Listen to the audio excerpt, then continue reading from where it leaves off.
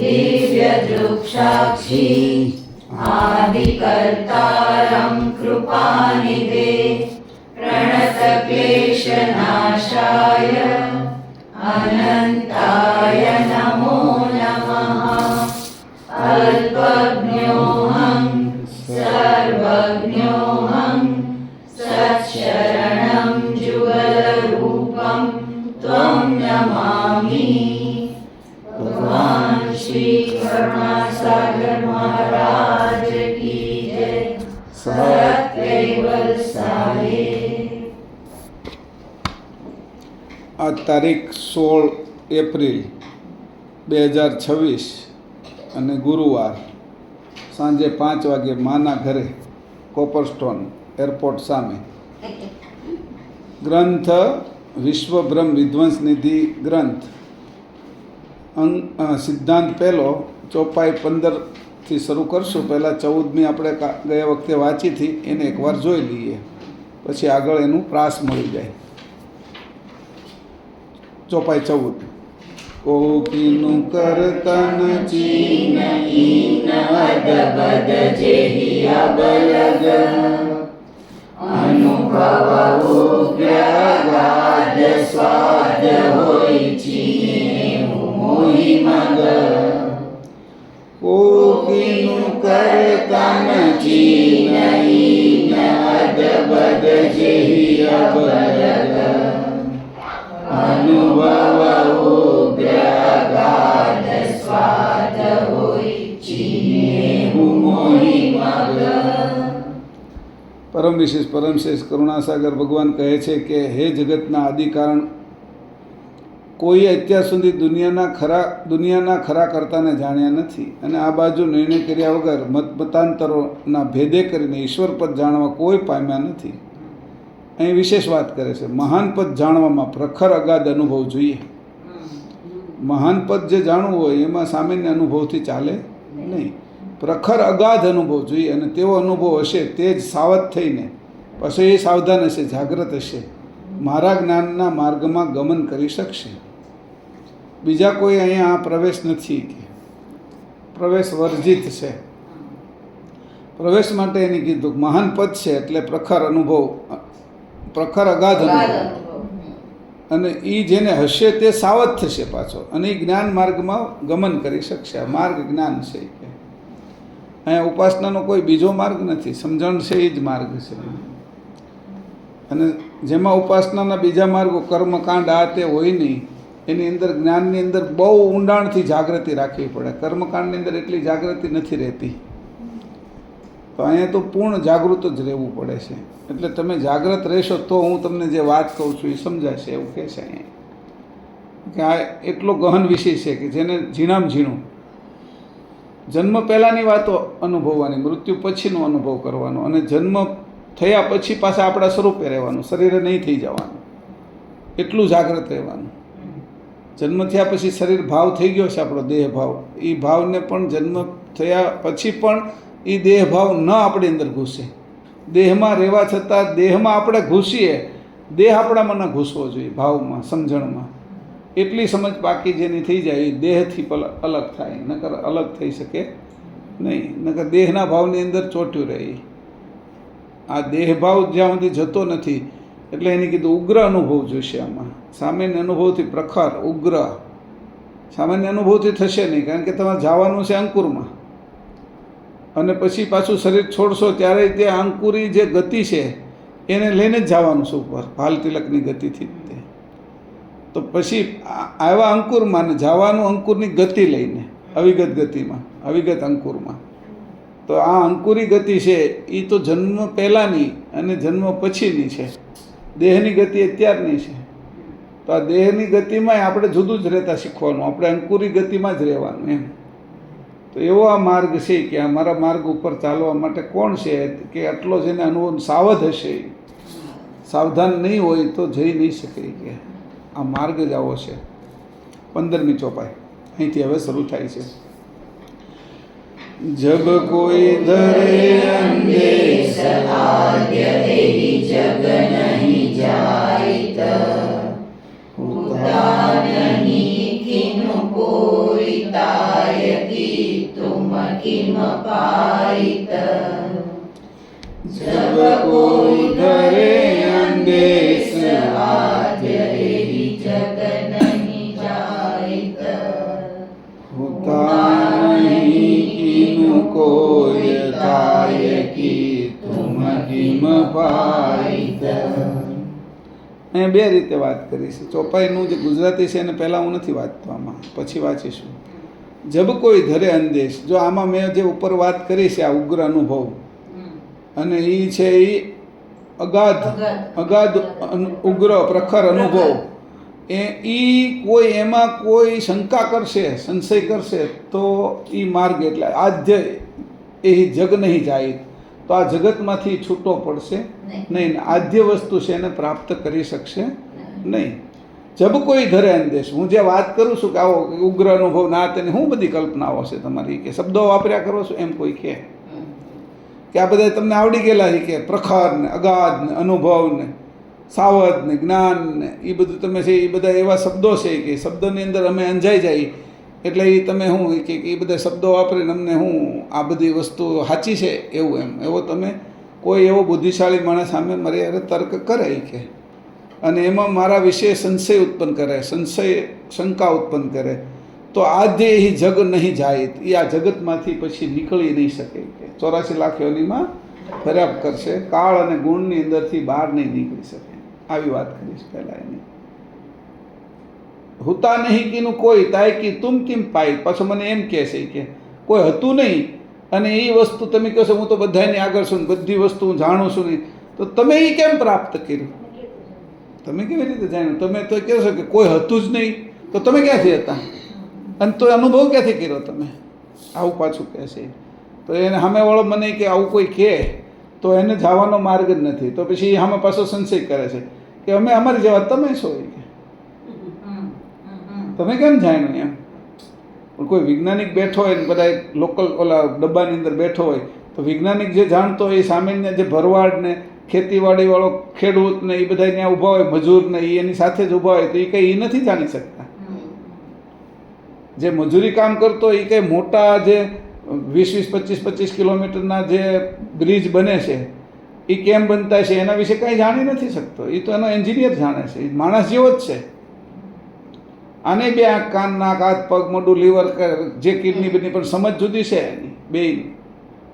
એટલે કહે છે કે તમે તમારી જેવા જ છો એ કે, અને તમે જ્ઞાની વાતો કરો છો એ કેવી રીતે જાણો એમ. આવું અર્જુનને હતી કૃષ્ણને કીધું, તું તમે મારી જેવા જ છો કે, મારા માસી આપણે બે મામા ભાઈના છોકરા થાય છે કે, તો એની અંદર તમારા મન મારામાં શું ફરક છે કે જન્મ તમે જેવી રીતે જ લીધો જેવી રીતે મેં લીધો છે, ન્યાય એવી રીતે કહે છે. એ તો એને સમજાવે છે, પણ આની તો સમજવાની ગતિ કેવી રીતે? આ તો અંશની વાત છે. ત્યાં તો શરીર ભાવ છે અને અહીંયા તો કહે છે કે અંશની વાત કરે છે. અંશ હતો એમ, બોલે આપણે તો અંશ નહોતા ત્યારે, પહેલો એ અંશ હતો એમ, કે એને અનુભવ છે. આપણે અંશ તરીકે જાગૃત જ નથી, શરીર તરીકે જાગૃત છે. બીજું નામ તરીકે જાગૃત છે, સ્ત્રી પુરુષ તરીકે જાગૃત છે. આપણી જાગૃતિ કંઈ બહુ અંશની જાગૃતિ નથી. આ અંશની જાગૃતિ અંશે થયેલા પાછા પૂછે છે કોઈ, એમાં અંશે થયો હોય કોઈ, અને એમાંય તે કોઈને થોડી ઘણી શંકા રહી ગઈ હોય, એવો અંશ હજી પૂર્ણ અંશ નથી થયો, અને એવો એની સામે દલીલ કરે છે. એ દલીલ કરે તો તમે કેમ જાણો એમ? અંશ દલીલ કરે, સામાન્ય બુદ્ધિવાળો નથી કરતો. અંશની અંદર સંશયાત્મક થોડીક બુદ્ધિ રહી હોય, એ હજી નીચવીને કાઢ્યું ન હોય. જેમ અમુક વસ્તુ છે એની અંદરથી તમે ઘીની અંદરથી બરાબર ઓલો માખણમાંથી બરાબર પાણી ન કાઢો તો એની અંદર જે ખટાશ રહી જાય એ ઘીને બગાડી નાખે 2-3 મહિનામાં. અને એની જો બરાબર પાણી કાઢી નાખ્યું હોય તો પછી એને તમે માખણ ચોખ્ખું કરીને પછી એને તાવો તો એ 10-10, 20-20 વર્ષ સુધી એને બગડે નહીં, 100-100 વર્ષ સુધી એને કાંઈ ન થાય. 400-500 વર્ષના ઘડાઓ ભરેલા છે ઉત્તર ગુજરાતમાં કે એ ઘીના, તો એને કાંઈ ન થાય, એ બગડે નહીં. એમ આવું કંઈ રહ્યું હોય તો હજી પાછો આવે, એટલે એને કીધું નિહંગમાંથી પાછો આવીએ, કે નિહંગ થયેલા હોય ને એવા અંશો. અહંગ થઈ ગયો એટલે ચોખ્ખો થઈ ગયો, સમજાણું? એટલે અહીંયા કીધું છે કે આવી રીતે જે છે તમે મને પૂછો છો એ કે તમે કેમ પ્રાપ્ત કર્યું છે. એટલે હું કદાચ કોઈ એવો સંશય કોઈને એવો સંશય ઉત્પન્ન થાય કે જ્યારે આ જગત સર્જાયું ન હતું તથા તત્વ પદાર્થ પણ ન હતા, તો હે કૃપાનિધિ તમે આ કેમ કરીને જાણ્યું? આ વિષય અહીંયા સીધો અલગ લઈ લીધો છે. આપણે પહેલાં ને જોડી દીધો કે જબ કોઈ ધરે અંદેશ આજે ઈ જગ નહીં જાયત. જે મેં તને કીધું પ્રખર અગાધ અનુભવવાળું જ્ઞાન છે, એ જ્ઞાનમાં સાવધાન થઈને જ્ઞાન માર્ગમાં ગમન કરવાની વાત કરી.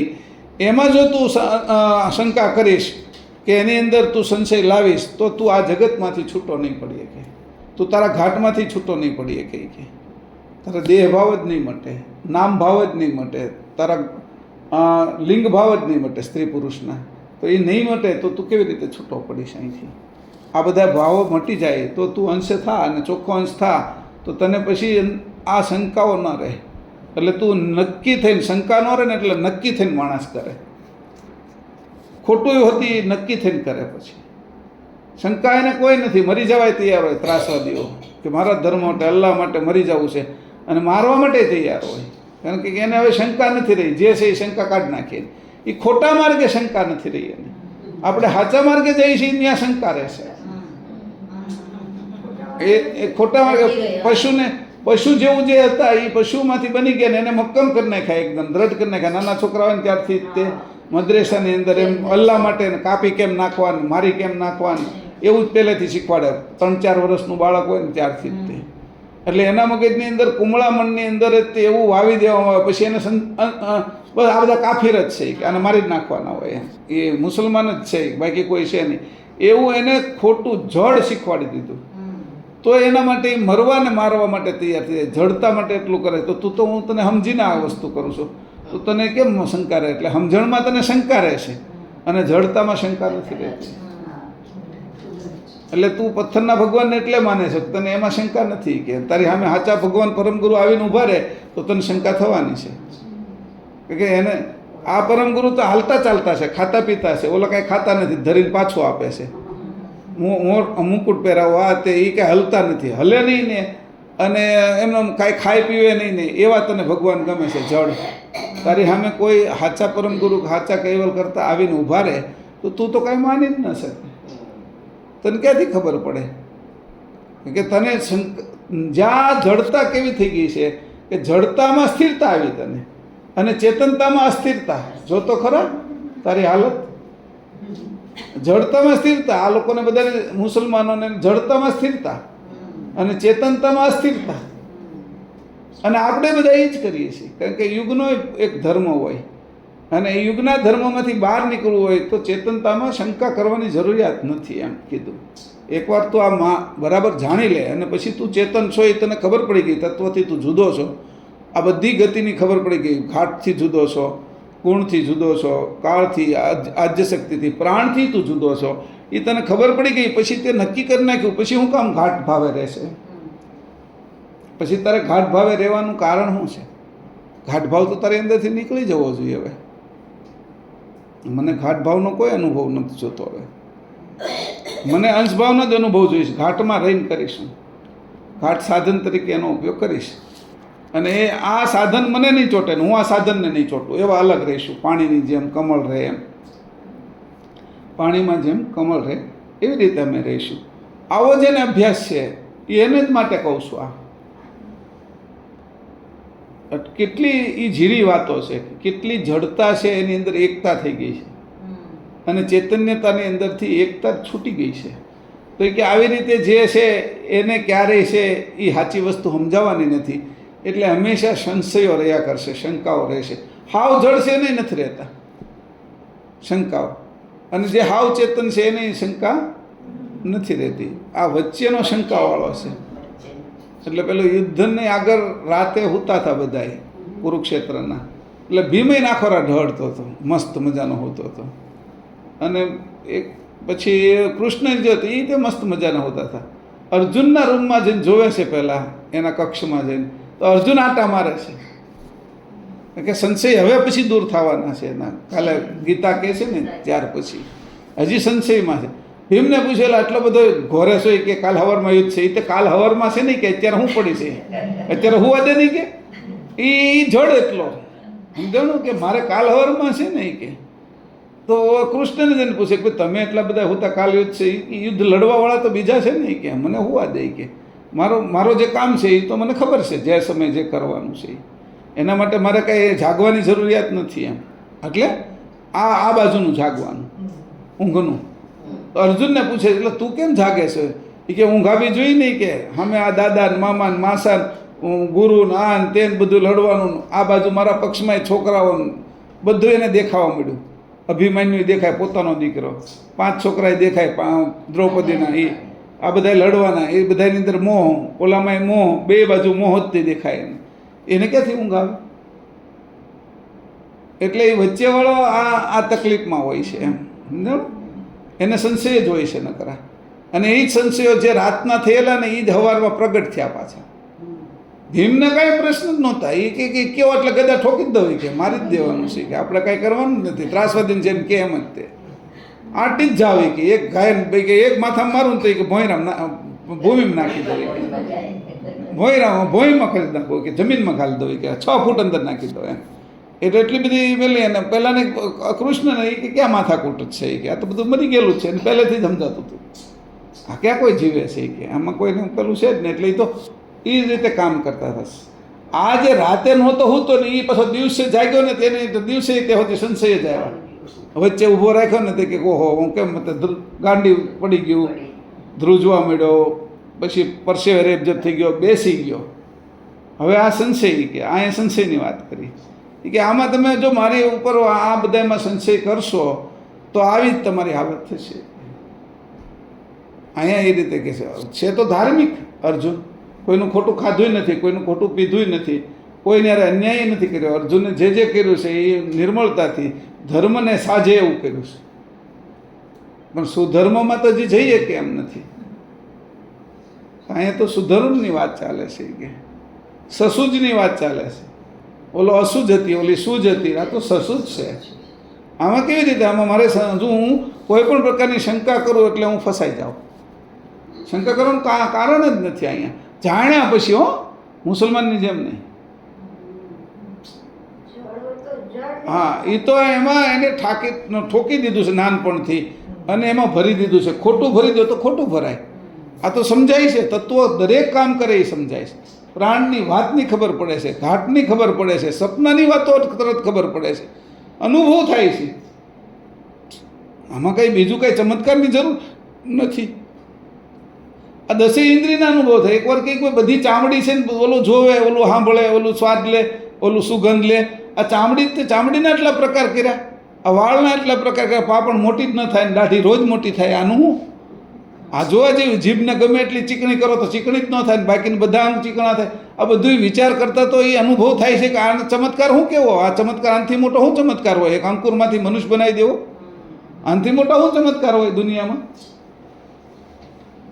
અને ઓલા એકાદ કોઈ વ્યક્તિને જીવાડ્યો હોય, કોઈ સાધુ સંત કે આ તે એને જીવતદાન આપ્યું ને જીવી ગયો, તો કહો આ રોજના હાવ મળદા હોય માંસના ને એમાંથી રોજના કરોડો અબજોને નવા જન્મ આપે.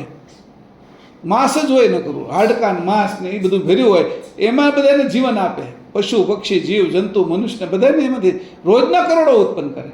મનુષ્ય સાથે હમણાં ત્યાં કેટલા ઈંડા મૂકે છે ત્યારે કબૂતરા, કેટલાય થાય. ક્યાંથી હાવ હોય ગારો જેવું લિક્વિડ હોય, એમાંથી ઓલી પક્ષી કરી નાખે, ઉડતું હોય પાછું મસ્ત મજાનું. કાંઈ ન હોય એમાંથી કેવું કરે. તો આ ચમત્કાર આને તો જોતા નથી ને આપણે, કરતાને ન ઓળખવાનું આ જ કારણ છે કે દ્રષ્ટિ નથી ખુલતી, સંભ્રમિત રહેશે. તો આવો ભ્રમ જેને છે એ તો એને શંકાઓ જ રહેશે. આટલું બધું હું એને ચોખ્ખું કહી દઉં છું. આવું કોઈ જગ્યાએ ક્યાંય નથી કહેવામાં આવ્યું, અને એક પણ વસ્તુ મેં અજાણી નથી રાખી. કે ભૂમિ તત્વથી લઈને 72 નિરંજન તત્વ સુધી કીધું, નીચેથી ઉપર સુધી 5 શરીર સુધી કીધું, ઉપરના 12 તત્વો કીધા. એ 12 પ્રકાશભર વૃત્તિથી લઈને, અને એની ઉપરના 12 અવિગત તત્વો કીધા. અને અદ્વૈતમાંથી દ્વૈત રચના કેવી રીતે થઈ એની મેં વાત કરી. કે મેં તમારે અગર હું એવું બાકી રહેવા દીધું છતાંય તમે શંકા કરો એમ. અહીં પોઈન્ટ છે સંશયોનો. તો હવે શંકા રહે તમને, તો પછી આનાથી ઉપર હવે કાંઈ છે નહીં. હવે તમારે બધા ચમત્કારોવાળા આગળ જવાનું, અને ભભૂતિમાં આમ હાથ ખોલે ભભૂતિ કાઢે, અને તમને આમ આંટો ફેરવીને કંઈક પશુ પક્ષી કાઢે, અને કંઈક પૈસા કાઢે, એવા આગળ જવાનું તમારે. અને પછી પૈસા લઈને વહી જાય આપણા હોય એ રીતે. એ કે ભ્રમિત કરનારા લોકો કોઈ દી સાચું કહેવાના નથી. જેને કાંઈ આશા છે એ કોઈ દિવસ સાચું કહેવાનું નથી. જેને કશી આશા નથી કશી જ આશા નથી. પૂજાવાની નથી, પગે લાગે એની નથી, માન આપે એની નથી, સન્માનની ઈચ્છા નથી, શિષ્ય વધારવાની ઈચ્છા નથી, મોટો આશ્રમ કરવાની ઈચ્છા નથી, કશી જ ઈચ્છા નથી જેને. તો પરમ ગુરુ એને શું જરૂર હતી? એ તો એ હતા, એ આવ્યા છે, કાંઈ એને જોતું નથી કોઈની આગળથી. તો એનું માનવું નથી, મારું નથી માનતા કે જુઓ તો ખરા, હું કશું નથી લેતો એની આગળથી, હું આપવા માટે આવ્યો છું. મારી આગળ એવી બધી જ યોજના છે, એને મેં કેટલું આપ્યું છે એ એને ખબર જ નથી, એની કિંમત જ નથી કરતો. આ મારી શ્વાસની કિંમત કોણ કરી શકશે? અને શ્વાસ લેવાની જે મેં પદ્ધતિ ને મશીનરી જે ગોઠવી છે એની કિંમત કોણ કરી શકશે? આખી અંકુરો પાછા મેં અંકુરમાંથી ઉત્પન્ન કર્યો ને એનામાં પાછા અંકુર પેદા કરું છું, એ વાત કોણ સમજી શકશે? કે તો અહીંયા કહે છે તમે બધા સંશય કરશો તો કે મારું આ જ્ઞાન નહીં સમજાય, કે પ્રખર અગાધ અનુભવ જોઈશે, કે અને આ અનુભવ હશે ને સાવધાન હશે પાછો. અને જ્ઞાન માર્ગમાં કદાચ કોઈને એવો સંશય થાય કે ભાઈ આવો સંશય થયો કે તમે કેમ જાણો છો, પણ આટલું બધું મારો જ્ઞાન ઉપરથી તો સમજી જાય કે હું કેમ જાણું છું. આમે સામાન્ય માણસ એ જંગલમાં રહેતો હોય, એના ઘરની અંદર હોય, પુરાયેલો હોય, તો બહારના અવાજ ઉપરથી એને ખબર પડી જાય છે કોણ બોલે છે. મારા જ્ઞાન ઉપરથી તો ઓળખી કે આ બોલનારો કોણ હશે, એટલું બધું કહેનારો કોણ હશે, કઈ વસ્તુ બાકી રાખી મેં. કોઈ એવું હોય કુબા બધા હોય આ ભરવાડોના જંગલની અંદર હોય, સિંહો ને ચિત્તા ને વરુ ને વાઘ ને બધા હોય હિંસક પ્રાણીઓ, તો એના ઢોર હોય, ગાયો ને ભેંસો ને એના તબેલાઓ હોય, એને સુરક્ષિત કર્યા હોય એની રીતે જેટલી જરૂર હોય એટલા, એટલે બીજું કાંઈ ન થાય એમ. પણ બહાર છે એ સિંહ બોલે કે પેલું વરુ બોલે, કૂતરું બોલે, બિલાડી બોલે, તો અંદરથી ઓળખી જાય છે, જોતો નથી તોય. તો મારી વાણી ઉપરથી તો ઓળખી જાઓ એમ કહે છે, તો તમને ખબર પડશે મારા ઉપર સંશય કરવાની કે નહીં કરવાની.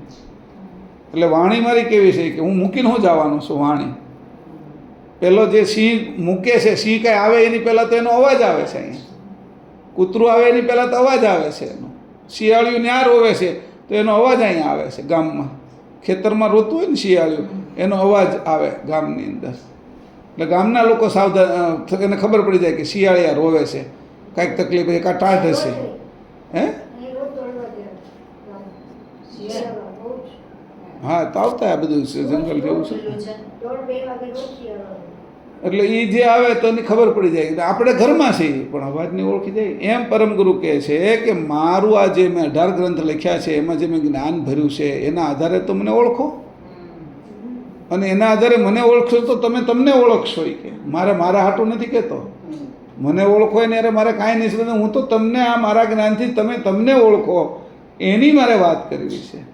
એટલે આ વાતમાં તમે સંશય લાવવાની તમારે જરૂરિયાત નથી. કે સમજ્યા પછી, સમજ્યા વગર સંશય રાખો મને વાંધો નથી, પણ પછી એને સમજજો તમે.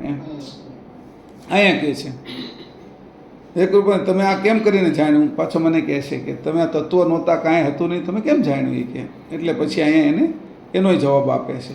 જવાબ આપે છે પણ જે બુદ્ધિશાળી લોકો છે એના મગજમાં ઉતરતા ને વાર લાગે એવો જવાબ છે.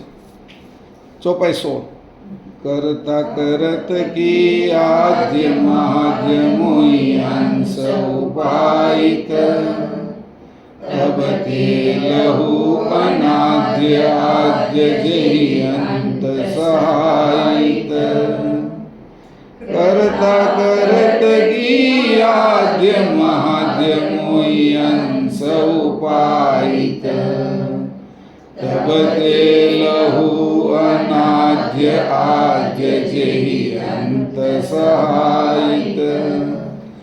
જગતની સઘળી રચના કરતા અગાઉ મહાન અંશ તરીકે સૌથી પહેલાં અમને પેદા કર્યા હતા, અમને ઉત્પન્ન કર્યા હતા. એટલે આદિ મધ્ય અને અંતની સઘળી હકીકત અમે જાણીએ છીએ. આટલો અર્થ નીકી દો. અહીંયા કહે છે કરતા કરત કી આદ્ય, કરતાએ આ જે કરત ઉત્પન્ન કર્યું એની પહેલાં મહાદમોય અંશ ઉપાયિત. તો મેં એને એવું કીધું કે તમને જે રીતે ઉત્પન્ન કર્યા છે એમ અમે તો ચેતન અંશો જ છીએ ને. આ કરત કર્યા પહેલાં અમને ઉત્પન્ન કર્યા ને, આ શરીરરૂપી કરત એની, તો અમે તમારી સજાતીના જ છીએ. તો અમે કેમ નથી જાણી શકતા? અને તમે જાણી શકો છો કે તમે કર્તાની સાથે એકતાવાળા છો, તમને અજાણ લાગી નથી. તમે જાણવાળા છો. તમને અજ્ઞાન લાગ્યું નથી, તમે જ્ઞાનવાળા છો. એમને બધાને ઘાટરૂપી અજ્ઞાન લાગ્યું, અમને બધાને લિંગરૂપી અજ્ઞાન લાગ્યું, અમને બધાને નામરૂપી અજ્ઞાન લાગ્યું. નામ રૂપ અને આ બાજુના ગુણો, આ બધાય રૂપ અમને અજ્ઞાન લાગ્યું, એટલે અમે પણ ન જાણી શક્યા. વાસ્તવમાં અમે તો તમારી જેવા જ છીએ. અમે ત્યાં આ ઘાટ ઉત્પન્ન છે એની આજે તો ઉત્પન્ન થયેલા જ હતા. અંકુરની રચના જે થઈ એમાં અંશની વૃત્તિ આવી, પિતાજીના અંશની વૃત્તિ. તો એ વૃત્તિની અંદર હું તો ભરેલો જ હતો અને અંકુર ઉત્પન્ન છે. તો જે અંકુરની ગતિ હતી એ હું ભૂલી ગયો. જન્મ થયા પછી અંકુરની ગતિ ભૂલી ગયો અને અવિગત અંકુરમાં મારે જવું છે. જે છેલ્લામાં છેલ્લો અંકુર છે એ મૃત્યુ પછી એ અંકુરની ગતિ પણ ભૂલી ગયો. એટલે દેહભાવની અંદર જ્યાં જ્યાં મારી આસ્થા રહીને ત્યાં હું ચોંટી ગયો. છેલ્લે તે મેં બહુ જેને માન્યા ભગવાન તરીકે એમાં હું ચોંટી જાઉં. ત્યાં જ હું રખડતો હોઉં. પછી વધારે ને વધારે મારું મન ત્યાં જ લઈ જાય. જન્મ નવો થાય પણ મન એને ન્યારે ચોંટેલું હોય, ત્યાં ખેંચી લઈ જાય. આ ક્વોન્ટમ ફિઝિક્સની અંદર, ક્વોન્ટમ થિયરી એની અંદર એવું છે કે તમારો દિવાલ હોય એની વચ્ચેથી તમે પસાર થઈ શકો. આ એક એનો કે દિવાલ છે ને વચ્ચેથી પસાર કેમ થવું એમ, તો કે ત્યારે આ રૂપ ન રહે, ત્યારે રૂપ ફરી જાય એમ. જે કોઈ અગ્નિ હોય ને એ દિવાલ હોય એના ઉપર કોઈ એવી સગડીથી એને ગરમ કરે દિવાલને, તો અગ્નિ બહાર ન જઈ શકે પણ ગરમી બહાર જઈ શકે. બહાર ગરમ થઈ જાય. સમજાણું? તમે એને કલાક જેવું રાખો, કોઈ સારું એવો ગેસ કે એવો સ્ટવ કે રાખ્યો ને અને આ તાપ તપાવો તમે, તો બહારની સાઈડમાં પ્રકાશ બહાર ન નીકળી શકે પણ જે ગરમી તો બહાર નીકળી જાય. તો રૂપ બદલાઈ જાય. આપણે જે બહાર આવ્યા તો મનુષ્ય શરીર આવ્યા, હવે શરીર છોડશું ત્યારે રૂપ બદલાઈ જશે આપણું. પણ રૂપ બદલાઈ જાય છે એ રૂપની હારે આપણું સાતત્ય નથી રહેતું. સાતત્ય કેમ નથી રહેતું? શરીર હારે સાતત્ય થઈ ગયું છે. શરીર હારે એકતા થઈ ગઈ એટલે આપણે જે બહાર શરીરની બહાર જાય છે એને હું નથી સમજતો. એટલે હું એની હારે એકતા કરીને અખંડ નથી રહેતો, ખંડિત રહું છું આટલા ભાગમાં. ત્યાંથી હું જ્યારે આવ્યો અદૃશ્ય અંકુરમાં ત્યારે હું જ આવેલો છું. મારી જાણ જ આવેલી છે. પિતાજીનું સામાન્ય ચેતન એ અંશનું જ છે જાણ. પિતાજીનું સામાન્ય છે અંશની જ જાણ, અંશે જ અંકુર પક્યો છે, એ જ જાણ એમાં આવેલી છે. એ જે જાણ આવી છે એની સાથે મારી એકતા થોડો સમય રહી ને પછી હું રૂપાંતર થયો એટલે એ જે જાણ હતી એને ભૂલી ગયો અને દ્રશ્ય અંકુર થઈ ગયો. હવે દ્રશ્ય અંકુરની જાણ રહી. દ્રશ્ય અંકુરમાં રૂપાંતર થયું. પહેલાં બીજા ત્રીજા 9મા મહિને હું મનુષ્ય થઈ ગયો. તો દ્રશ્ય અંકુરની જાણ વહી ગઈ અને જન્મે છે એટલે ઘાટની જાણવાળો થઈ ગયો. એટલે મારી જાણ છે એ અખંડ રહેતી નથી. જાણ વિખાઈ જાય છે, દર વખતે જુદી થઈ જાય. અત્યારે હોઉં તો હું અંકુર છું, હું અંશ છું એવું સમજી નથી શકતો. હું ઘાટ છું એવું જ સમજી શકું છું. નામ રૂપ ગુણ અને લિંગને હું મારું સમજું છું, એના સિવાયને હું સમજતો નથી કાંઈ. હવે હું જ્યારે શરીર છોડીશ ત્યારે આ રૂપ તો નથી, બધું છૂટી જાય છે. નામ છૂટી જાય, રૂપ છૂટી જાય છે, ગુણ છૂટી જાય છે, અહીંયા લિંગ છૂટી જાય છે, અહીંયા સ્ત્રી પુરુષ કોઈ રહેતા નથી. હવે હું જે જાઉં છું એની હારે મારું સાતત્ય રહેતું નથી. એટલે જે જાય છે ને એ કંઈક બીજું જાય છે એવું લાગે છે મને. હું જાઉં છું એવું લાગતું નથી, હું આવ્યો છે એવું લાગતું નથી, એ કંઈક બીજું આવ્યું એવું લાગે છે મને. એટલે મારું જે સતત એક ધારું સાતત્ય રહેવું જોઈએ એ અખંડ સાતત્ય રહેતું નથી. તમે બધું જાણીએ ક્યાં એનું કારણ એ છે કે તમારું સાતત્ય કાયમ છે. અહીંયા હું અંશ અલ્પ થઈ ગયો. આ જ મારી અલ્પ ગતિ છે. તમારી સર્વજ્ઞ ગતિ અને મારી અલ્પ ગતિમાં ફરક આટલો જ છે કે હું જેને છોડું છું ને એને ભૂલતો જાઉં છું આગળ આગળ, અને જેમાં હોઉં છું એ મને યાદ રહેશે અને એના રૂપ થઈ જાઉં છું. પછી આગળ હું આવવાનું છે એની મને ખબર પડતી નથી. અને આપ અખંડ છો, સર્વજ્ઞ છો અને અમે અલ્પજ્ઞ છીએ. એનો ફરક જ આ છે કે તમે એ બધું જ્યાંથી કૃત ઉત્પન્ન થયું ત્યારથી જાણી શક્યા. તો હું આ શરીરરૂપી કૃત અંકુરમાં એક નાક કેમ ઉત્પન્ન થયું, એનો વાળ કેમ ઉત્પન્ન થયો, આ આંખ કેમ ઉત્પન્ન થઈ, એનું પાપણ કેમ ઉત્પન્ન થઈ છે, એની અંદર કીકી કેમ ઉત્પન્ન થઈ, એમાં આંસુ કેમ ઉત્પન્ન થયા છે, એની અંદર ચીપડા કેમ ઉત્પન્ન થયા છે, આ બધી વસ્તુની મને તો જાણ છે જ તે. હું જાગું તો, અને જાગું નહીં તો દાંતમાં હું થવાનું એની ખબર નથી મને, કારણ કે હું જાગતો નથી. તો હું ઘાટ હારે જ્યારે જોડાઈ ગયો છું ત્યારે મને ઘાટ ભાવ ઉત્પન્ન થયો છે. છું નહીં, વાસ્તવમાં તો છું નહીં. જેટલા જ લોકોના અનુભવ થયા એ બધાએ શરીર છોડી દીધા. એ તો હતા જ નહીં ત્યારે તો છોડી દીધા. જે લોકો મૃત્યુ પામી ગયા તો એને છોડી દીધા. જો હોય તો રહેવા જોઈએ નહીં. તો એને કીધું કે જે હું નથી એને હું માની બેઠો અને હું છું એને હું નથી ઓળખી શકતો. આ જે મને તકલીફ પડી એ અલ્પજ્ઞ ગતિની, અજ્ઞાનની, અજાણની, અને એ તમે જાણો છો. એટલે તમારે યાર મારે જો આ વાતને સમજવી હોય, મને શંકા ન લાવવી હોય તમારા પ્રત્યે કે તમે તો આવા છો, આ વિષય કહો કે ભાઈ હું તો ત્યારનો જ છું, તો હું તમારે યારનો જ છું અંશ તરીકે. તમે જગતની રચનાની અંદર સાક્ષી છો, હું ઘાટની રચનાનો સાક્ષી છું. સાક્ષી તો આપણે બે છીએ. અને હું જ્યારે આ રીતે અંશે થઈ ગયો ને હું પછી તમે મહৎ સાક્ષી છો એટલે તમારા શરણમાં આવું તો તમારી ગતિ મને પ્રાપ્ત થાય. આવી રીતે હું છૂટો પડી ગયો, અંશે થઈ ગયો આ જાણે કરીને, તો હું પછી તમારી પાસે આવું. હું પછી બીજા આગળ હું કામ જાઉં? મારા સજાથી મોટા હોય એને આગળ જ જાઉં ને. સારી દુકાને જ માલ લેવા જવાય ને આપણે, કે પૈસા હોય તો આરત હોય આપને, તો હું કામ પછી હલકી દુકાને માલ લેવા જાય? એટલે હું તો હવે તમારી આગળ આવીશ. એટલે જે તમારી આગળ હું આવવા માટે તૈયાર છું, તમારી આગળ હું જોડાવ તો તમારી આગળ હું જોડાવ તો તમારા ગુણ મારી અંદર આવે. એટલે તમે મને વિશેષતા આપશો, સર્વજ્ઞતા. હું તમારી આગળ જોડાવ તો તમારી સર્વજ્ઞતા મારી અંદર સ્વાભાવિક આવશે એમ. તો એવી રીતે હું પહેલાં અલગ તો થાવ. એટલે અહીં કહે છે કે સંશય જે આવ્યો છે અને તમે આ રીતે કીધું કે તમે આ બધું કેમ જાણો છો, તો તુંય તારા વિષયમાં વિચાર ને. હું કેમ જાણું? તું એક જ વસ્તુ વિચાર લે. સપનામાંથી, જાગ્રતમાંથી તું સપનામાં જાશો તોય તું જાગ્રત નથી રહી શકતો. તો તું એ તો વિચાર કર. અહીંયા તું અનુભવ કર કે તું જ્યારે સપનામાં જાય ત્યારે તે કયા દરવાજામાંથી જાશો, અને સપનું કવડું મોટું છે ને કેટલું જગત મોટું છે, સપનાનું જગત. એને જોઈને પાછો આવે ત્યારે કયા દરવાજામાંથી જાગ્રતમાં આવ્યો છો, તો એ તને જો યાદ રહેશે તો દરવાજા સાથે બધું યાદ રહેશે, તો તું અખંડ થઈ જશે. અનુભવ તો કર. તને આ હું અભ્યાસ આપું કે કોઈ તો દરવાજો છે તું જેમાંથી સપનામાં ગયો, અને કોઈ તો દરવાજો છે કે તું સપનામાંથી જાગ્રતમાં આવ્યો.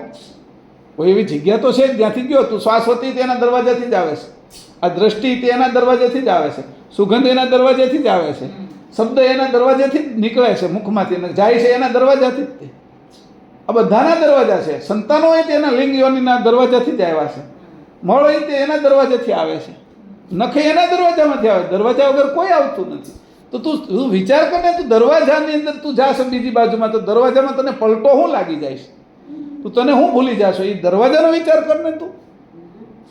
આવો તને જ્યારે વિચાર આવશે તો તને ખબર પડશે અખંડ શું છે ને ખંડિત શું છે, અંશે થવાની ગતિ શું છે, તો તને ખબર પડશે. આના ઉપરથી કરતા જે રીતે આ છે તો બે લીટીનું. ગુજરાતી કરવું હોય તો ચોપાઈ બે લીટીની જ છે, 4 એના પેલા ભાગ છે, પણ એની અંદર સમાયેલું જ્ઞાન શું છે? એ કીધું કે સઘળી રચના કરી અગાઉ મહાન અંશ તરીકે સૌથી પહેલા મને પેદા કર્યા હતા, એટલે આદિ અંતને મધ્યની સઘળી હકીકત હું જાણું છું. પણ તું ખાલી સપનામાં જાગૃત થા, તું આદિ અંતને મધ્યની વસ્તુ જાણીશ. તું ક્યાં હૂતો છો એને જાણીશ, અત્યારે સપનું કેવું છે એને જાણીશ. આ સફરજન પાકેલા નથી બરાબર તો હાલો પાકી જાઓ એમ કહી દઈશ તું, એટલે પાકી જશે. અત્યારે મારે એક સફરજન નથી ખાવા, કેરી ખાવી છે, એ કેરી થઈ જાય, આંબો થઈ જાય, કે સફરજનને આંબો કરી નાખીશ તું. તને હું વાંધો? તારી રચનામાં તું કરી શકે. તારે ખુરશી તારા ઘરમાં આમ મૂકવી કામ મૂકવી, ટેબલ આમ મૂકવું કામ મૂકવું, પાણીનો ગ્લાસ અહીંયા મૂકો કાંઈ મૂકવો, એ તો તું નક્કી કરે. તું જાગે તો, હૂતો હોય તો તું કાંઈ ન નક્કી કરીએ કે અહીંયા તો તું આ જે આ આખી દિવાલો છે કે આ જે સ્લેબ છે એને જેવો જડ થઈ જાય હૂતો હોય તો. તું જાગૃત રહે. આ જાગૃતિ અહીંયા કહે છે, તારી જાગૃતિ આવી હોય છે. તું પછી જ્યારે ઘાટમાં જા ને, એટલે આ વખતે મારે સ્ત્રીને જ બનવું, આ વખતે પુરુષ બનવું છે, તો ઘાટમાં તું નક્કી કર. કારણ કે તું વેશને ધારણ કરનાર છો, વેશ તને ધારણ કરનાર નથી. તને એમ થયું હું તો જાઉં છું આ વખતે, પછી તને એમ લાગ્યું કે આ વખતે હું સ્ત્રી જ છું એવું દેખાય છે મને, તો થઈ જાય ને પુરુષ. અને પુરુષ છું એવું લાગે, થઈ ગયો ને સ્ત્રી. સપનાની અંદર રીતે આ બધું તને ખેંચશે કે સ્ત્રી પુરુષને એવો ભાગ, તો હવે તું થઈ જા. તને શું ખેંચે? જે એકબીજાનું વિરુદ્ધ આકર્ષણ મૂક્યું છે એ આકર્ષણના ભાગો તું ફેરવી શકે. તો તું ફેરવી શકે તો તને વાંધો શું છે? અને આ રીતે તને સપનાના દરવાજાની પાકી ખબર પડી ગઈ. સપનાના દરવાજામાં તું બેશુદ્ધ નથી થતો અને જાગ્રત રહેશો તો તારી જાગૃતિ કેટલી વધી જાય. અને આ જાગૃતિ છે તો પછી તું અખંડ થવામાં તને શું વાંધો છે? આ જન્મ મરણ તું જોયા કરીશ. તું જન્મવું હશે તો જન્મીશ, ન જન્મવું હોય તો ન જન્મીશ. તારા હાથમાં લઈ લે ના ખાતું. હું કામ પરાવલંબી થશો, પરતંત્ર રહેશો, ગુલામ હું કામ થશો? આ બધા દેવોનો, તારા શરીરનો ગુલામી છોડી દે ને. આ સ્વસંવેદ છે, સસંવેદના છે, તારી પોતાની છે. સ્વતંત્ર થાય ને, પંચમ સસંવેદ વાંચ્યા પછી તારી સંવેદના જગાડ અને તું સ્વતંત્ર થા. ગુલામી મટી જાય. આ બધી અવસ્થાની ગુલામી મટી જાય. આ છે એ અંતસ્કરણની ગુલામી મટી જાય. આ ગુણગણની ગુલામી મટી જાય. આ શ્વાસની ગુલામી મટી જાય. તું સ્થૂળ શરીરમાં શ્વાસ લેશો, સૂક્ષ્મમાં શ્વાસ ક્યાં લેશો? કદાચ તું લેતો હતો હજી કારણમાં જા, ન લે ત્યાં જા, જ્યાં શ્વાસ ન લેવો પડે એવો અંશ થઈ જાય, એવી જગ્યાએ પહોંચી જા. ભલે એ પછી અંકુરી દેહ હોય. શ્વાસ ન લઉં તો પણ હું જીવતો હોઉં. આ શ્વાસ લેવાવાળા જે ભાગ છે એને જીવતા ગણું છું. એને હવે હું અખંડ છું. એટલે આ જે શ્વાસ લેશે ને છોડે છે એ તો મૃત્યુવાળા છે. તો હું તો શ્વાસ ન લેવો પડે અને ન છોડવો પડે, શ્વાસ જેવું કંઈ છે જ નહીં, હું જ છું ખાલી, એવા વિભાગમાં પહોંચી જા ને. તને હું શ્વાસ કરશે? તને બ્રહ્મ હું નડશે? ત્યાં બ્રહ્મ પણ નહીં નડે છે. અવડું મોટું પદ એ તારા અસ્મિ તને એ નહીં નડે છે. તો આવી વાત કરે છે કે જો તું, તારે મારી વચ્ચે કોઈ ડિફરન્સ નથી, કે હું તને સમજાવવા આ માગું છું. જે વાત મેં તને કીધું કે આ પ્રખર અગાધ અનુભવ છે, કે આ કર. જેને આગળ કીધું ને એ શું કરવાનું કીધું? તો કે આ સપનાના દરવાજામાંથી જઈને જાગ્રત રહે. એ પ્રખર અનુભવ છે. કે પ્રખર અગાધ અનુભવ અને સાવધાન થઈશ તો જ્ઞાન માર્ગમાં ગતિ કરીશ. એ જે વાત આવી છે એની નીચે મેં લીટી કરી છે, સમજાણું? એ વાત અહીંયા પ્રતીત થઈ કે જો 16મી ચોપાઈમાં જ પાકી કરી દીધી એની, કે તારો આવો અનુભવ હશે તો. બાકી તને ઘાટભાવ હશે તો તું કેવી રીતે જઈશ? અંશભાવ હશે તો ઘાટભાવ દૂર કરીશ. સપનામાં જા પછી તને એમ લાગે છે મારે સ્ત્રી નથી રહેવું, ફેરવી નાખ ને. પછી તો આવડું મોટું આ સપનું છે, તને ખબર પડી કે આ સપનામાં ક્યાંથી ફેરવવું હોય તો આમાંય ફેરવતા તને આવડશે. શિખંડીએ ફેરવું જ હતું, કે અંબાલિકાએ પોતાનું રૂપ સ્ત્રી, તો એના રસ્તા છે કે સ્ત્રીનો પુરુષ ને પુરુષનો સ્ત્રી, તો જાતિ ફેરવી નાખી છે. એટલે આ જે અવ્યાકૃતના 2 ભાગ અને નિરંજનના 8 ભાગ, અને અવ્યાકૃતના 8 ભાગ ને નિરંજનના 2 ભાગ, એ પણ ફેરવી નાખીશ. હવે તો હાથમાં છે મારા. નરેન્દ્રભાઈના હાથમાં ત્રણેય સેના હાથમાં હોય, એ ગમે એને ઓર્ડર આપે નરેન્દ્ર મોદી, એ ત્રણેય સેનાને કરવું પડે. હાથમાં છે, સત્તા છે, તને સત્તા મળે છે. આ કોઈને બાંધવા માટે નહીં, કોઈને લડવા માટે નહીં, કોઈથી સુપર થવા માટે તો અહંકાર થઈ જશે. બધાથી હું મોટો છું, હું કાંઈક છું, એ અહંકાર, આનાથી અહંકાર મટી જવો જોઈએ તો જ આ આવશે. આ આવવા માટે પહેલી વસ્તુ તો એ છે કે મારી આગળ આવી ગયું છે એવો અહંકાર નહીં હોય તો આવશે. એ પહેલાં નક્કી રાખજે. નકર તને એવું જ થશે કે આ હું આવું કરી લઈશ તો કાંઈ નહીં થાય.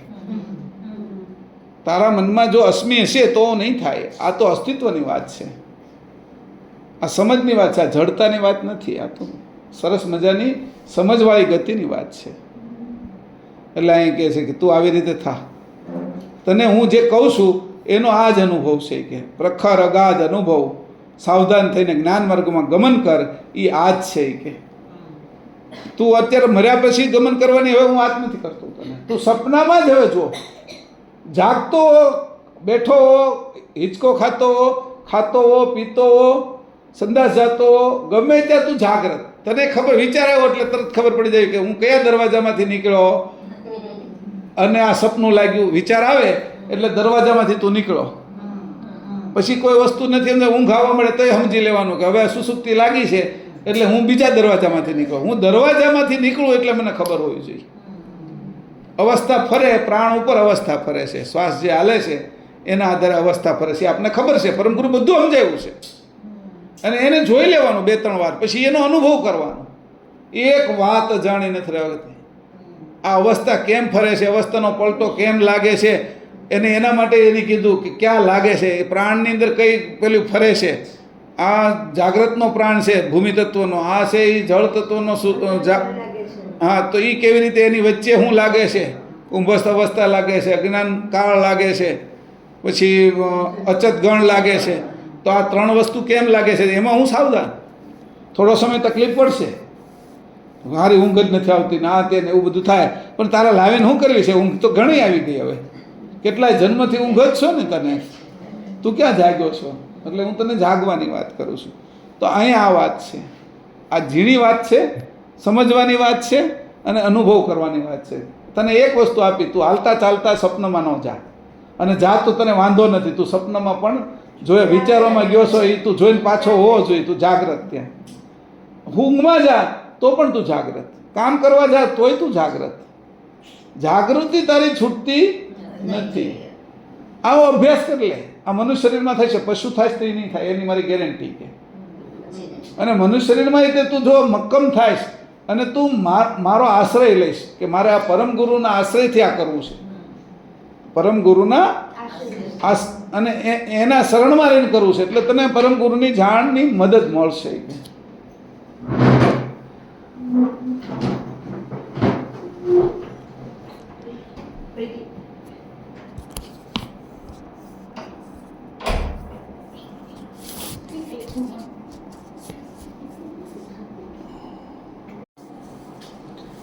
તો આવી રીતે તારે એનો અભ્યાસ કરવો પડશે. પછી અંકુરમાંથી ડાળી, અંકુર ફૂટે છે, ડાળી કેમ નીકળે છે, ન્યાય જાગૃત છો તું. આ જાગૃતિ તો તારે જ્યારે નવું ઉત્પન્ન થાય છે ત્યાં રાખવાની જ છે. બીજ ફાટી અને અંકુર થાય, ધારો કે મગ ચણા આપણે પલાળ્યા છે, તો એ જાગૃતિ જેમ એમાં એ તો જડ જ છે, પણ એમાંય જાગૃતિ આવે છે ત્યારે એ ફૂટે છે. એની વચ્ચે ફૂટવું એ શું છે પોઈન્ટ, ક્યાં જાગૃત રહેવાનું, એનો દરવાજો છે. પછી એમાંથી પાંદડા ફૂટે, ડાળીઓ ફૂટે છે, તો એ ગાંઠ છે, એમાં જાગૃત રહેવાનું છે, કારણ કે બે વચ્ચેની વસ્તુ છે. સંધિ, સંધિમાં જ જાગૃત રહેવાનું છે, સંધિ. અને આનાથી ઉપર જા એટલે પછી છે એ મૂળ હોતી, નીચે મૂળ જાય છે, એમાંય જાગૃત રહેવાનું છે. મૂળ પછી એના પેટા મૂળો કાઢે છે, તંતુઓ કાઢે છે, જે જગ્યાએથી કાઢે છે એ જગ્યાને પકડી રાખવાની છે. આ વચ્ચે જાગૃતિ રાખવાની છે. આમાં આ જે પોઈન્ટ છે ને કે જ્યાંથી નવું ઉત્પન્ન થાય છે, નવું સપનું શરૂ થયું, સુસુપ્તિ શરૂ થયું, જાગ્રત શરૂ થયું, ઉત્પત્તિ જ્યાંથી શરૂ થાય છે, અંકુરી ગતિ જ્યાંથી શરૂ થાય છે, ત્યાં તારે જાગ્રત રાખવા. કારણ કે અંકુરી ગતિથી તું જાશો. બધા લખ્યું જ છે પરમ ગુરુએ કે સપનામાં જાગ્રતમાંથી સપનામાં જાય, સપનામાંથી સુસુપ્તિમાં જાય, બધી ગતિ અંકુરી છે. આ અંકુરી ગતિમાં તારે જાગૃતિ રહેવાની. તું અંકુરી ગતિથી આવ્યો ને અંકુરી ગતિથી તારે જવાનું છે. આખી ઉલટ ક્રિયા જ અંકુરમાં છે કે ત્યાં તારે જાગૃત રહેવાનું છે. અને અહીંયા જાગૃત રહેવાનું છે. તને રાખશે કોણ જાગૃત? મૂળ મુદ્દો છે કે તારો આવો અભ્યાસ થયા કરશે કે તો એક સમય એવો આવશે કે તું જાગૃત રહીશ. જ્યારે તું બીજી સાઈડમાં ફૂટીશ ને ત્યારે તું જાગૃત રહીશ. અંકુરમાંથી મનુષ્ય બનીશ તોય તું જાગૃત રહીશ. મનુષ્યમાંથી તું બહાર શરીર છોડીને જઈશ તોય જાગૃત રહીશ. કારણ કે આ બીજી અવસ્થામાં જાય છે ત્યારે જાગૃતિ છે. સંધિ વિશે તારે જાગૃતિ રાખવાની છે. એ કરતા કેમ અખંડ રહે છે કે બધી સંધિમાં આવે છે, એ હંમેશા કોઈમાં હોતા નથી, સંધિમાં જ હોય છે. એને બધું જે જીવન છે એ સંધિમાં જ છે. આપણે બધું જીવન છે. સંધિ વચ્ચે આવે ને એને સંધિ નથી સમજતા, એ ટોટલ સંધિ સમજે છે. પોતે સંધિમાં જ છે. કૃત અને કર્તા એની વચ્ચે એવી રીતે બેઠેલા છે કે બધા કૃતમાં આવે ને તો એમ જ બેઠેલા છે, અને કેવલમાં જાય તો એમ જ રહે છે. એટલે કેવલથી જુદા રહે છે ઉત્પત્તિમાં. એ એની છે, એ આવર કરેલી છે. સમજાવ? આ રીત છે આખી. આ ટેકનિક આપી એની આપણને કે સંધિની અંદર તારી જાગૃતિ ક્યાં હોય એટલી જાગૃતિ રાખ કે એ જાગૃતની અંદર તને એ પૂર્ણ સ્થિતિ પ્રાપ્ત થાય. કોઈ પણ વસ્તુનો પલટો લાગે એ પલટાની અંદર તારે નહીં પલટાઈ જવાનું. કૃતનો પલટો છે, તારો પલટો નથી. કૃતની અંદર તું ધારો કે પહેલો મહિનો હોય તો માછલી જેવો હો, બીજા મહિને કાચબા જેવો, ત્રીજા મહિને વરુ જેવો, ચોથા મહિને અડધો મનુષ્ય જેવો, પાંચમા મહિને મનુષ્ય થઈ જાય ને તું નવમા મહિને નવમું પૂરો થાય, 10માની શરૂઆત થાય તો મનુષ્ય થઈ જાય. એ બધા પલટા લાગે છે, તારામાં કોઈ પલટો નથી લાગતો, કૃતમાં લાગે છે. તું કૃતના પલટાથી તું અલગ છો અને પલટાતો નથી, પલટાય છે એ કૃત છે.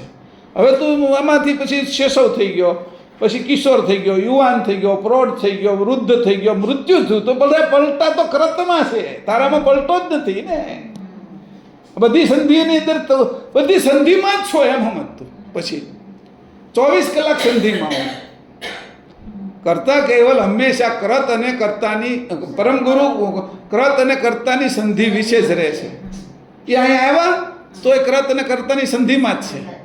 અહીંથી ગયા તો એ કરત અને કારણ કે અખંડ છે. આ મુદ્દો છે અહીંયા. આને જે સમજ આ જેને સમજ આવી ગઈ એને જ આ સમજાવવાનું છે જ્ઞાન મારું. ઈ એટલે જ નાભી છે ને, નાભીની અંદર જોડાણો ત્યારથી જ આ થઈ ગયું ને. નાભી જ મૂળ પોઈન્ટ છે આખો બધાની. ઈ સંધિ છે ત્યાં, નાભી અને સંધિ બે એક જ થઈ ગઈ છે. હા ના, એટલે જ તે મા દીકરાનું જોડાણ જે રીતે નાભીમાં થયું છે એ નાભી સુધી પોગવું કેવી રીતે, એની સંધિ કેવી રીતે જોઈન્ટ કરવી, એને જેને ખબર છે એ જ ઉલટ ક્રિયા કરીએ કે છે. એની સિવાય ઉલટ ક્રિયા થતી નથી. અને આ અભ્યાસ નિરંતર કર્યા કરશે દિવસ રાત તો એને એક સમય એવો આવશે કે સંધિ વિશે સાવધાન થઈ જશે.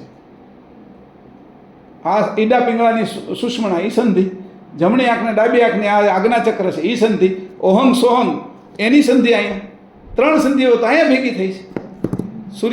સૂર્ય આંખ અને ચંદ્ર આંખ એની આ ત્રીજું આંખ થઈ ગઈ એની સંધિ. ત્યાં જ બધું છે.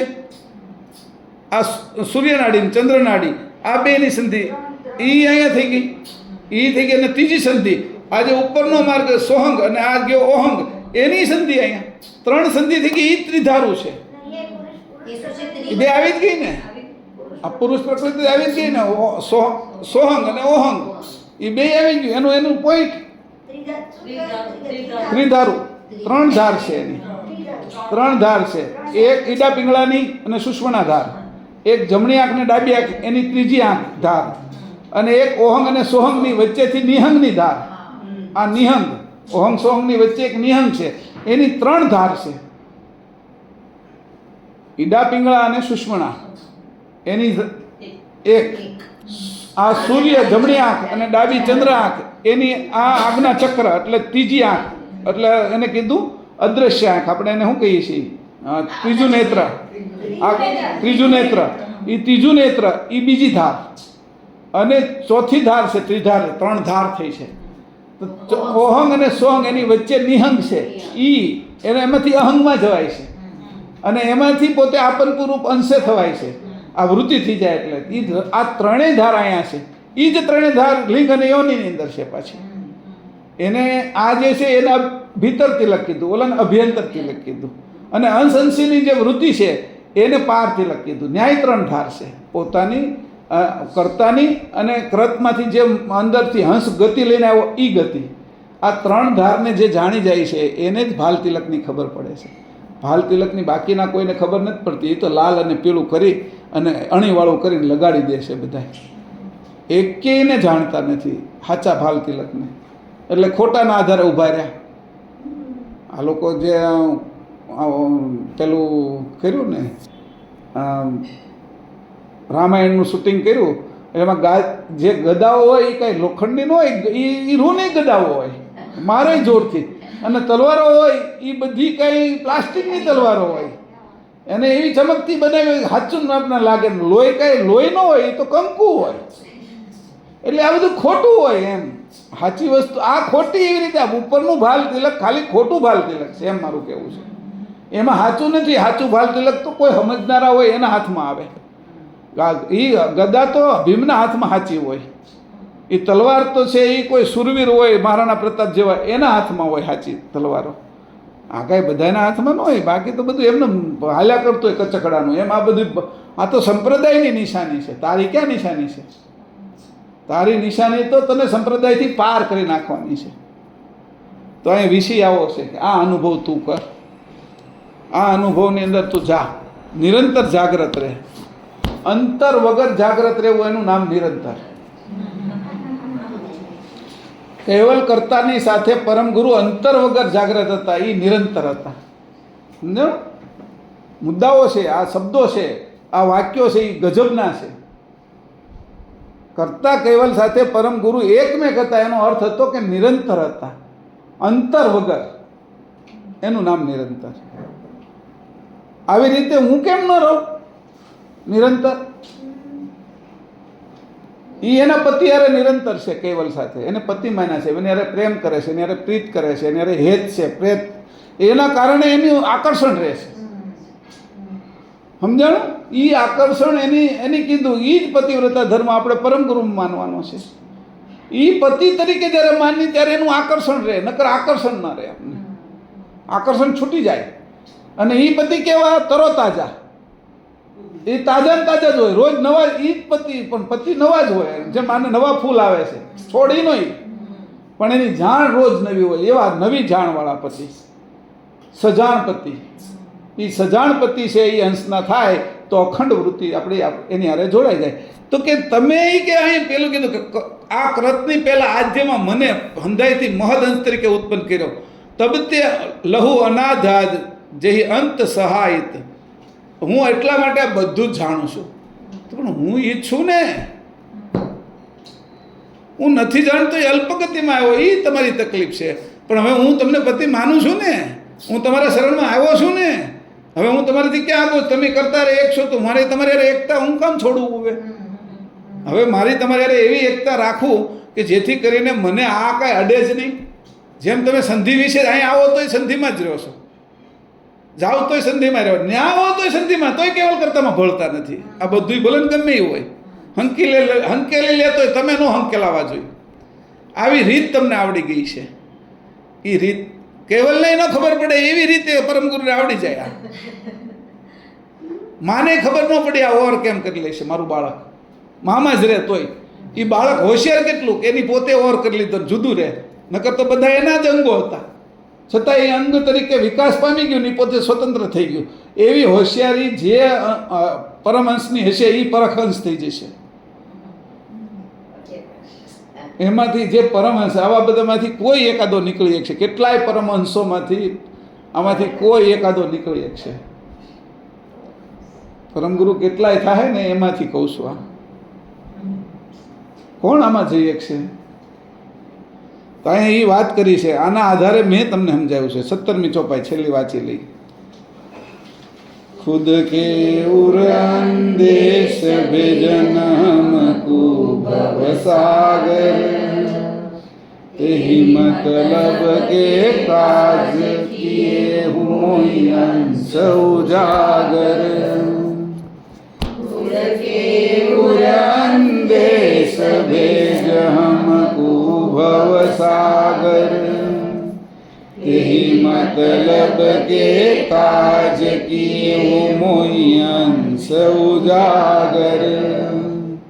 खुद के उर अंदेश भेजन हमको भवसागर.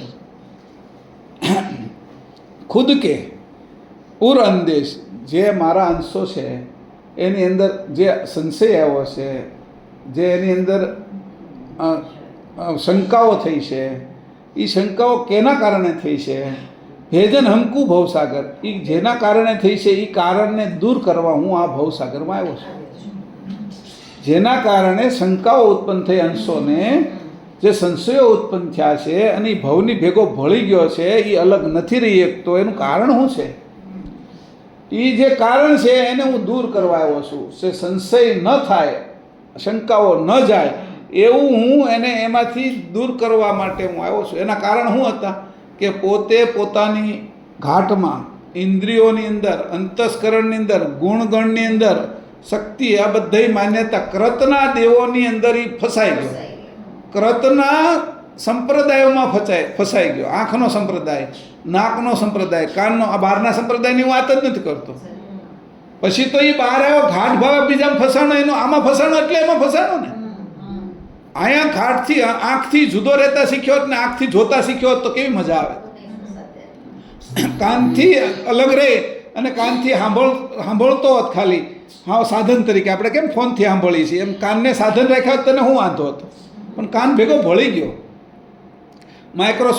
માઇક્રોફોનની અંદર આપણે બોલી, મોટો અવાજ આવે તો અંશને બોલવું હોય, મોઢું નામનું માઇક્રોફોન છે, એમાંથી મોટો અવાજ આવે છે. એવી રીતે એને સાધન તરીકે માન્યો હોત તો શું વાંધો આવે? તો અંશે જે આ ઘાટ લીધો છે એના સંપ્રદાયો છે. કિડનીનો સંપ્રદાય છે, લીવરનો સંપ્રદાય છે, ત્વચા ચામડીનો સંપ્રદાય છે, લિંગ ગુદાનો સંપ્રદાય છે, પેટનો આંતરડાનો સંપ્રદાય છે, મગજનો સંપ્રદાય છે, આ બધાયના સંપ્રદાયો છે આ ઘાટના વિશે, એમાં અંશ ફસાણો છે કે એના કારણે એને પોતાના પ્રત્યે વિશ્વાસ આવતો નથી અને સંશય અને શંકાઓ જાય છે.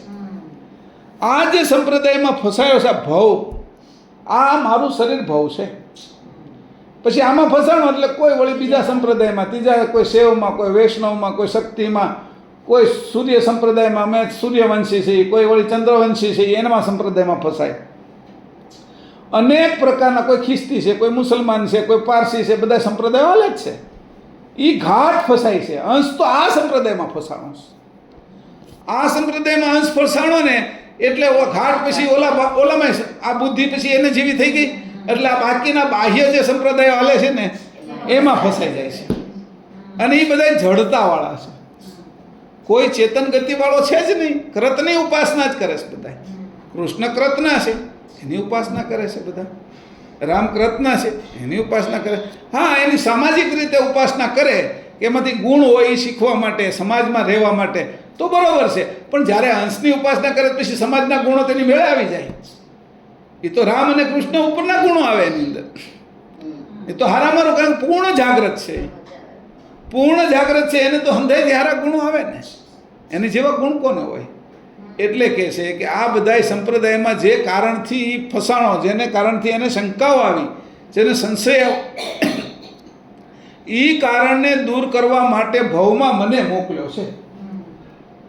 અને કારણ શું છે? તે મતલબ કે કાજ, એ જે મતલબનો કામ કે હું મોઈ અંશ ઉજાગર, હું અંશને ઉજાગરત કરવા આવ્યો છું, સંપ્રદાયને ઉજાગરત કરવા નથી આવ્યો. આંખે તને કેમ સારું દેખાય એ તું ડૉક્ટર આગળ છીએ, એને મારું કાંઈ કામ નથી ભાઈ. હું પગે મારે આ ઢાંકણી ઘસાઈ ગઈ એના માટે શું કરું એ તું એના ડૉક્ટર આગળ ઓપરેશન કરાય, એ મારું કામ નથી. મને કાને બરાબર નથી સંભળાતું તો મને કંઈક દવા બતાવો, એ મારું કામ નથી. દાંત પડી ગયા, દાંત દુખે, એ મારું કામ નથી. પેટમાં દુખે, એ મારું કામ નથી. એ બધા સંપ્રદાયોના ખામીઓ છે. હું તો તારી અંશની ખામી દૂર કરવા આવ્યો છું, મારા સંપ્રદાયની ખામી દૂર નથી કરી. તારી એકની ખામી દૂર થઈ જાય એટલે તું એટલો જાગૃત થઈ જાય. આ બાકીની ખામી માટે કેટલાય દવાખાના, ડૉક્ટરો, કેટલાય બધા છે, એ બધા બેઠા છે કે સલાહ આપવાવાળા મંડળી હોય બેઠી સાખી કે સલાહકાર બેઠા છે કે એના પૈસા તારી આગળ છે કે એ બધું છે. અને પૈસા નહીં હોય તો એના સલાહકાર બેઠા, પૈસા કેમ કમાવા એની સલાહ આપો. પછી એમાંથી જે પૈસા આવે એમાંથી તમને 10% 20% હું આપી દઈશ. એમ બધાના સલાહકાર બેઠા છે આ દુનિયામાં. એનો હું સલાહકાર નથી કે એટલે કહે છે તે મતલબ કે કાજ, હું તો આ એક જ મતલબ છે મારી. અને એ કરતાએ મને મોકલ્યો છે કે હું મોઈ અંશ ઉજાગર, હું અંશને ઉજાગૃત કરવા આવ્યો છું, અંશને જાગૃત કરવા આવ્યો છું. અંશ સિવાય મારે બીજું કંઈ કામ નથી. બાકીનું બધું કરી નાખશે. વડાપ્રધાનને પ્રજાએ ચૂંટી નાખ્યા, પછી વડાપ્રધાને જ બધું કરવાનું 5 વર્ષ સુધી. એને સેના ક્યાં મોકલવી, એને છે એ ગેસ કેમ ઘટી જશે, યુદ્ધ હાલે છે તો પેટ્રોલનું શું થાય, એ બધી એને ચિંતા કરવાની છે. તો એવી રીતે અહીંયા કહે છે કે હું તો ખાલી અંશને જાગૃત કરીશ. રાષ્ટ્રપતિ ખાલી છે એ વડાપ્રધાનને શપથ લેવડાવી લે એટલે એનું કામ પૂરું થઈ ગયું. પછી એને ખાલી પહેલી લાઈન બોલે, બાકી તો ઓલાને જ આખું વાંચવાનું છે. હું એટલું બોલે ત્યાં ઓલા કે નરેન્દ્ર મોદી, નરેન્દ્ર દામોદર મોદી આ જે ગણરાજ્યને શપથ લે રહા હું ભગવાન કી સાક્ષી, એ બધું એ કરે પછી અને એની સહી કરી નાખે છેલ્લે. એ હું એટલું જ બોલે છે. અહીંયા પરમગુરુ એટલું જ બોલવાના છે કે હું ને જુદો કરાવે છે. હું એ અંશ, નરેન્દ્ર મોદી નહીં, બધા બેઠા છે. 10, 15, 20, 50 હજાર લોકો બેઠા છે. બહારના મહેમાનો આવ્યા છે, બીજા દેશના રાષ્ટ્રાધ્યક્ષો આવ્યા છે, એની વચ્ચે શપથ લે છે. એમાં બધામાંથી છૂટા પાડે છે. હું એટલું કે રાષ્ટ્રપતિ એટલે રાષ્ટ્રપતિ ત્યારે પરમગુરુ ગણવા, અને પછી આખી મોપાટ તો નરેન્દ્ર મોદી જ લે છે. એમ અહીંયા કહે છે કે હું એટલે કે અંશને ઉજાગરત કરવા આવ્યો છું, એને છૂટો પાડવા આવ્યો છું. એટલે આપણે એ ખાલી હું કે ને તે આપણે સમજી જવાનું, આખી પ્રતિજ્ઞા બોલી લેવાની, શપથવિધિ આખા બોલી લેવાના કે હું હવે આ સંસારમાં જોડાઈશ નહીં, હું આ સંસારમાં રહીશ, છતાંય હું જુદો રહીશ, કમળની જેમ અલગ રહીશ, હું હંમેશા બીજી અવસ્થામાં જઈશ ત્યારે દરવાજામાં જાગ્રત રહીને જઈશ અને આવીશ ત્યારે દરવાજામાં જાગ્રત રહીને આવીશ. આવા બધાય શપથ આપણે લઈ લો. એક શપથનામું લખવું છે આપણે કે આ શપથ છે એ અંશોને દેવાના, ઓલા વડાપ્રધાનને દેવાના. એટલે આપણે બધા એકાદું શપથ વિધિનું એક કરજો કે મારે કયા કયા શપથ લેવા. એટલી બધી વાત કરી. હું આમાં ભળીશ નહીં, બધું ખાવ પીવું આ તેનો આનંદ લઉં, એની મોજે લઉં, બધું કરું, પણ છતાંય હું આમાં ભળીશ નહીં. આવી રીતે હું સંધિમાં રહીશ અને સંધિને છોડીશ નહીં. એટલે બધા જ પ્રકારના શપથ લઈ લેવાના. અને આ કીધું કે આ કિયે હું મોઈ અંશ ઉજાગર, આ હું આટલું બોલવાનું છે. હું પછી બધું આ અંશે જ કરવાનું છે. પરમ ગુરુ કહે છે કે આના માટે હું આવ્યો છું. હું ને હું માટે આવ્યો છું. હું અસ્તિત્વવાળા હું માટે આવ્યો છું. હું ને હું છૂટો કરવા આવ્યો છું. હવે એટલા બધા 50,000 લોકો બેઠા, એમાંથી નરેન્દ્ર મોદીને છૂટા કર્યા, એને વડાપ્રધાન કરી દીધા. એમ આટલા બધા ઇન્દ્રિયો ને અંતસ્કરણ ને 72,000 નાડી ને આ બધામાંથી અંશને છૂટો પાડીને કે હવે બોલ, હું શરૂ કર. અને આખી શપથવિધિ લેવરાઈ લેવાની કે હવે હું આ છે, હું આ ગણરાજ્યનું આ શપથવિધિ કે ગુપ્ત રાખીશ, કોઈને કહીશ નહીં. અને એના જે રહસ્યવાળા બધા હશે એ કોઈને આગળ ઉજાગરત નહીં કરું. અને એની સંપૂર્ણ જવાબદારી ને એના શપથ હું લઉં છું. એમ છેલ્લે કહેવાનું કે આ વાત હું કોઈને કરીશ નહીં. આ મારા માટે જેટલું ગુપ્તતા દેશ માટે રાખું એ તો દેશ માટે કહે છે, હવે તો હું અંશ માટે રાખીશ કે મારી આ ગુપ્તતાની વાત હવે કોઈને હું કરીશ નહીં. એ જ ગુપ્તતાના સોગંદ આપ્યા પાછા નરવેદને. જે રીતે એ કે તું કોઈને કહીશ નહીં, કે પાછા એના હોતી શપથ આપ્યા. આ શપથ લીધા ને એનાય શપથ આપ્યા કે મેં તને આજે કીધું નરવેદ, તને બધું સંભળાયું હોય કે આગળ 2 જે પરમહંસો હતા એને કીધું, નચરતબાને કીધું, 4ને મેં કીધું, પછી હું તને કહું છું કે જે રીતે ધર્મદાસને કબીરે સોગંદ આપ્યા થાય એના લાખ સોગંદ, એમ હું તને સોગંદ આપું છું. પાછા એના સોગંદ લઈ કે સોગંદના સોગંદ કે તું કોઈને કહેશ નહીં, કે આ વાત કોઈને કરાય નહીં. આવી રીતે બાંધી દીધો એને. આ તું કરવા જા તો તું છે તને બીજા સંશયો ભેળવી દે. આવું જ કાંઈ હોય? આવું જ કાંઈ કરાય? આ મસ્ત જીવી છીએ આપણે, હાલો પાણીપુરી ખાવા જાય, હું મજા કરી કે આમ આ ડુમસ ફરવા જાય, કે અહીંયા સ્વિટ્ઝરલેન્ડ ફરવા જાય, પૈસા હોય તો પ્લેન હોય, એ કંઈક એ બધું કરવાનું, પણ આ રાખીને જાગૃતિ નહીં છોડવાની. તો ઓલા આપને પાછા સંશય ઉત્પન્ન કરે. જો 2 વખત શપથ ન લીધા હોય ને તો પાછા અંશે થઈને આપણે ફરતા હોય ને તો બીજા કેટલા આપણે આગળ આવે કે એવું જ કાંઈ હોતા છે. આમ તો હોય. હા, કૃષ્ણને એટલા બધા માને છે, રામને એટલા બધા, તમારા પરમ કરુણાસાગરને કોણ માને છે? કે થોડા જડા છે કે અરે વેદાંતવાળા ક્યાંય આગળ પહોંચ્યા જુઓ તો ખરા, એટલા ગ્રંથો એના લખેલા છે કે 108 ઉપનિષદો. તમારા શું છે કે એમ સાંભળો વાતચીત કાંઈ ખબર પડતી નથી કે ગુજરાતી છે કે સંસ્કૃત છે કે કઈ ભાષા છે, કે કઈ ભાષા છે, કયા અક્ષરો છે, કયા શબ્દો છે, કાંઈ ખબર પડતી નથી. અમને એમ લાગે ગુજરાતમાં રહીને ચાઇનીઝ વાંચી છે. હવે કાંઈ ખબર નહીં, તમારા ગ્રંથમાં શું છે એમ આપને સંશયમાં નાખી દે. પછી એટલે એનો સોગંદ દેવા પડે કે આ બીજા સંશયમાં ન નાખે ને એટલે બીજા સોગંદ લે તું. એટલે અહીં કીધું છે કે આ વાત કરી.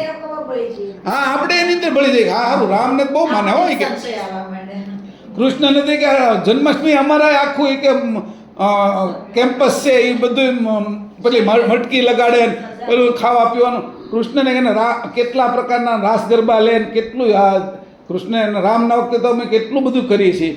શંકર શિવરાત્રિ આવે ત્યારે તો બધા કેટલાય ભાંગો પીને આટા મારતા છે કે, અને આ બધું કે હાલ્યા કરે છે કે. તો એમાં તમારા સંપ્રદાયમાં કેટલા?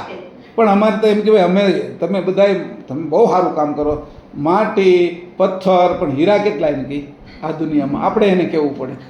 અને હીરાની કિંમત શું? એને કહે તારા એક ખેતર હોય માટી તો 100 વીઘાનું, એક હીરામાં આવી જાય. અને અમારો તો આ હીરો એવડો મોટો છે એને કહી, એમાં અનંત બ્રહ્માંડ આવી જાય કે. તો એવી જ્યારે કદર એક જ હોય એને કહી, કોઈનું આખી દુનિયામાં એક જ હોય, એનું નામ બોલાતું હોય એને કહી. અમે બધી અમારી વસ્તુ રેર છે, બધા માટે નથી એને કહી. એટલે અમે સ્પેશિયલ છીએ એવું નથી કહેવું પડે. અને તારે જો સ્પેશિયલ થવું હોય તો આવે, એટલે સંશય આપણે અંદર ન ખાલી જાય, સમજો? આપણે એને ખાલી દેવો સંશય નાખવો હોય તો. આપણે સંશય ન નાખે, આપણે સાચું કહીએ છીએ, પણ એ આપણે સાચું કહેવામાં એ સંશય ન ખાલી જવો જોઈએ આપણી અંદર. એટલે ગોળી ગધેડાની દવા આપીને એ કુંભાર ગળી ગયો પછી સામે ફૂંક મારીને, એમ આપણે ન થઈ જવું જોઈએ. સમજાણું? આ પેલા સાબુદ્દીનભાઈ રાઠોડની જે વાત કરી ને, સમજાય છે કે વાત નથી ખબર બધાયને? આ સાબુદ્દીનભાઈ રાઠોડ કહે છે કે અમારા ભાઈ કુંભાર હતા, ગોરા કુંભારી, કે એને એક ગધેડું કે એને શરદી થઈ ગઈ, તાવ આવી ગયો, તો એના ડૉક્ટર આગળ લઈ જાય. ડૉક્ટર આગળ જઈને આખા ગધેડાને ડૉક્ટરે તપાસ્યું કે, અને તપાસીને એને કીધું કે હવે એ કે આ એક ગોળી આપું છું કે દવા, એ ગધેડાને પાઈ દેવાની. કે એ કેવી રીતે પાવાની? કે પહેલાં એક ભૂંગળી આપું છું કે એ ભૂંગળી એમાં ગોળી મૂકજો, જોરથી ફૂંક મારજો કે, એટલે ગધેડો ગોળી ગળી જશે, એટલે સારો થઈ જશે એમ. હવે આપણે ગામને આપણે સંશય આપણામાં એને ફૂંકવાની તેવડ જોઈ ને. હવે ઓલાએ તો કીધું તું, ડૉક્ટરે કીધું એમ, ભૂંગળી મોઢા મૂકી, વચ્ચે ગોળી મૂકી, અને પહેલાં શું થયું, સવારમાં તો આ કુંભાર આવ્યો, હે ડૉક્ટર સાહેબ લાલ ખાઈને ખંજોળતો આવ્યો આખા શરીરે. એ કે સાહેબ કે દવા મારી કરો. એ કે કેમ? એ કે ફૂંક પહેલાં ગધેડાએ મારી દીધી અને ગોળી હું ગળી ગયો. કે એટલે આખા શરીરે કે પેલી ખંજવાળ આવે છે, લાલ ગુમ થઈ ગયો. એમ આ બધા આપણે સંશય નાખવા આવે ને, એને નાખવા નહીં દેવાનો. આપણે પહેલો ગધેડો ફૂંકનો મારી જવો જોઈએ, સમજાણું? આ ધ્યાન રાખવાનું. કા સાધન લેવાનું, ફૂગવો પહેલાં ફૂલાવીને પછી આમ કરીને દબાવો, એટલે એ વયો જાય અંદર. આપણે મોઢું અડાડવું નહીં, સમજાણું? એટલે અહીંયા એવું કીધું છે કે આપણે સંશય નહીં આવવા દેવાનો ક્યાંય. સંશય આવી ગયો ને એટલે તરત જ તે આપણે છે એ આપણી ગતિ ફરી જાય. એમાં છે ને મક્કમતા ન રહે. આ વાત પહેલેથી આવી કે અંશને હું જે અહીંથી કઢાવવા આવ્યો છું એનું કારણ છે કે એની અંદર જે આવ્યો છે સંશય, અંદેશ, એ રીત દૂર કરવા આવ્યો છું. મારે બીજું કાંઈ કામ નથી. તું નથી મનુષ્ય, તું નથી સ્ત્રી, નથી તું પુરુષ, નથી તું આ દેહનો, નથી સૂક્ષ્મ દેહનો. તું અંશ છો, અખંડ છો. તું જન્મતો નથી, તું મરતો નથી. તારી જે ગતિ છે એ તો બધાને પ્રાણ આપે છે, જીવન આપે છે. એ તું છો, એ કહેવા આવ્યો છું. એટલે હું આ અંશને આ ક્રથથી છૂટો કરવા આવ્યો છું. આ એક કામ લઈને આવ્યો છું. એ કામ છે, એ મારું આ કામ છે, એ કે પરમગુરુ કહે છે. એટલે આપણે 17 ચોપાઈ વાંચીએ, 18મીથી પછી આગળ લઈશું. શ્રીમદ કરુણા સાગર ભગવાન કી જય. સત કેવલ સાઈ.